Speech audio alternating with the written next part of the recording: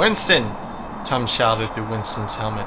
I'd like to get you moving a lot more positive X and a lot less negative Y, or else this tenny's not reaching the exit. The glitch you programmed into the warehouse door won't keep it open for much longer, especially not now that the alarm systems are firing off. Won't matter, Winston said with a much cooler head than he had imagined having in a situation like this.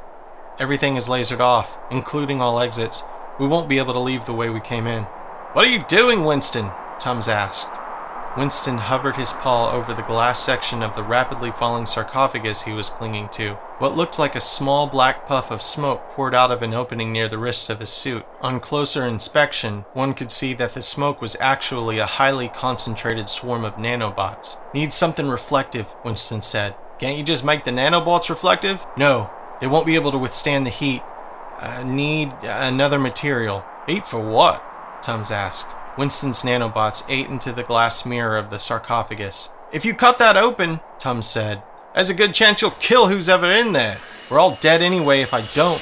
The cloud of nanobots from Winston's wrist cut 2 cup-sized holes into the glass mirror of the sarcophagus. The surrounding glass cracked, but did not shatter completely. Green steam poured out of the freshly cut holes. When the steam stopped, a slime-covered man with frozen black hair was revealed. The man appeared to be in his mid to late 20s. From his experience recovering Frozos before, Winston estimated the man's ethnicity to be some combination of South American or possibly Semitic. Admittedly, Winston was not great at identifying human breeds. The man's frozen face was bug-eyed and his teeth were visible in his wide-open mouth. His overall expression was one of pure terror. Despite his current predicament, Winston couldn't help but chuckle at the thought of the man in front of him being frozen in that sarcophagus for over 100 years, with that terrified expression on his face. Winnie, Tums yelled. Mind telling me your plan yet? You've got less than 10 seconds before you hit the ground. Give me 2 of the wheels, Winston said. I'm barely keeping you from crashing as it is. There's no way I can keep you afloat with only 1 wheel holding you and this sarcophagus. Tums, Winston yelled. Stop sassing me, boy. Give me them now. Tums reluctantly complied. He moved 2 of the 3 wheels, antigrav plates, from the bottom of the sarcophagus back into Winston's possession. Immediately, the sarcophagus fell faster towards the warehouse floor.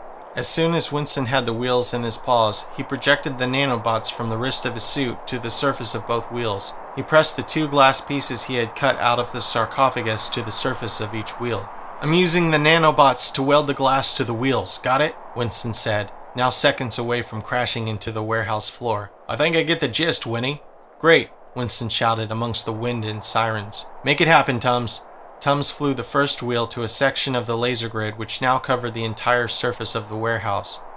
At Winston's command, Tums used the glass-welded wheel to divert a laser beam from the warehouse security system. Simultaneously, Tums guided the second wheel a few feet away from the first one to capture the diverted laser beam and aim it towards the floor. Once the hole is cut, Winston yelled, pilot the wheels down to the floor and deflect the laser grid covering our escape hole. That is if we have time. By the way, are we dead or are we going to make it? There's not even time to cut a full hole. Never mind time to then pilot the wheels back down to the floor before you hit it. This government warehouse floor is extraordinarily thick. Shit, Winston said. What do we do? Winnie, hurry, Tums yelled. I may not be a proper sentient Sai, but I'd never forgive myself if I let you die. You can't just sit there frozen. Winston's ears perked up. I know that look. Well, don't just bloody stand there. What is it? We'll use the weight of the sarcophagus to break through the floor, Winston shouted. Break through the floor? You'll be lasered in 2 by the security grid. Yeah, Winston said, but the sarcophagus won't. Its walls are strong enough to withstand the blast for the second or 2 we're falling through, so long as we do break through the floor. I've just got to get inside. Are you serious? You've already pressure released this poor Frozo bastard by cutting holes into a sarcophagus. If you get in there with him while he's still half frozen, you'll seriously risk damaging him. Well, Winston said, he can thank me for saving his ass later. Damn it, Winston shouted. The doors of the sarcophagus won't open. Winston quickly directed the remainder of his nanobots towards the sealed entrance of the sarcophagus door. Before the nanobots could finish cutting open the door, Winston grabbed its handle with both paws and ripped it open with all of his might. For the first time, Winston could see the full frozen face and body of the man within. Sorry, buddy, Winston said. Gonna have to share this ride with you. Hope I don't accidentally crush your frozen dick off or something. Winston crammed his body into the sarcophagus with the frozen man, slamming the door above him shut. Inches above his helmet, Winston could now see the 2 cut holes in the sarcophagus glass he had made only seconds ago. Laying directly next to him, far too close for comfort, was the giant, bug-eyed face of a man who had been frozen for over 100 years. The man's expression was both hilariously bug-eyed and terrifyingly lifeless. This was to be expected from what was more or less a frozen corpse. Yet strangely, Winston could sense an aliveness in the man's eyes. He wasn't entirely sure, but they also seemed to have a slight orange glow. Winston hoped the glow wasn't coming from some mechanical element vital to keeping the poor guy alive that he had accidentally broken while working his way in. "Winnie!" Tums yelled. "I'm not sure the mass of the sarcophagus will be enough to break through. If it doesn't, you'll be stuck and the laser grid covering the floor will slice through the sarcophagus within seconds." "Then slam us," Winston yelled through his helmet. "What?" Tums asked. "Move all the wheels to the top of the sarcophagus and fire us like hucking bullets into the hucking floor." "Right," Tums said. Tums immediately piloted the one remaining wheel keeping Winston and the sarcophagus afloat from under the sarcophagus to on top of it. Simultaneously, Tums slammed the other 2 wheels he had used to divert the laser beam onto the top of the sarcophagus with maximum thrust. "Push, Tums!" Winston yelled just before looking over to the frozen man's bugged eyes and said, "Hope you're the lucky type, Winston paused.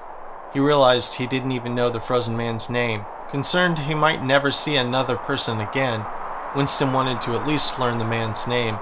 A glance at the info plate resting on the man's chest revealed the name to be Grant. A massive thunk rang through Winston's ears as the sarcophagus crashed through the warehouse floor. Thankfully, the next sight Winston saw was the bottom of the dark warehouse with a giant hole in it spewing out debris. The debris was illuminated by the dim light of the laser grid they had just passed through, surrounded by a sea of stars. "Assuming you went ahead and parked the 4x4 below us, Tums," Winston asked, still free-falling with Grant inside the sarcophagus into the abyss of space. "Shit," Tums said. "Sorry, Winnie, I'm on it." Tums, being a remote automated system that had access to any tech Winston owned, quickly maneuvered Winston's ship, what he called his 4x4, beneath the 2 falling men and safely pulled them in through the ship's upper docking bay. Before the docking bay doors of Winston's ship finished closing, Winston jumped out of Grant's sarcophagus as fast as he could. He quickly shut its doors and activated his ship's more powerful nanobots in an attempt to reseal them. "Tums," Winston said. "What's his status?" "I think he's going to be okay," Tums said. "Or at least whatever damage we cause will be kept to a minimum." Winston sighed as he tapped the patch on the arm of his suit, which dematerialized his helmet and gloves back into his suit's openings. With his pointed ears laying down, he sat on a small bench extending from the wall of his ship in the cargo bay. "All right, man," Winston said. "Thanks. Sorry for yelling at you, Tums. You know I'm programmed to always forgive you." "No, you're not. Let's get this guy back to Candy's lab." Hey, it's the author and narrator here, Seth Fentress. I hope you've enjoyed this little bit of a reading from the book. The book is available on Amazon. For now, you can get it either as a paperback or you can download it to your Kindle Fire, Kindle Paper, your Kindle device, or on an Android tablet or phone via the Kindle app. Or you can just type in to your web browser amazon.com/author/Seth Fentress. If you've enjoyed this, please subscribe, follow, like, any of those kind of things. It tells whatever website you're listening to this on that, hey, I should share this stuff because people might like it.